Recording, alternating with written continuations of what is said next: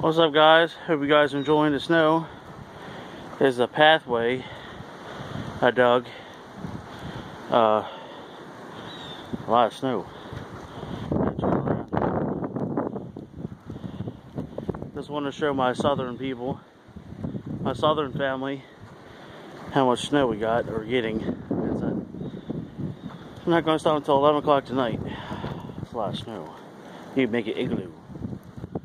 I'm going to give you a brief description. That's a lot of snow. It's like you gotta do 4 layers at a time because you can't pick all of it at once, obviously. Especially with the shovel. It's 4 layers. It's just brutal. Whew. Definitely burn some calories, as they would say. Everyone stay safe.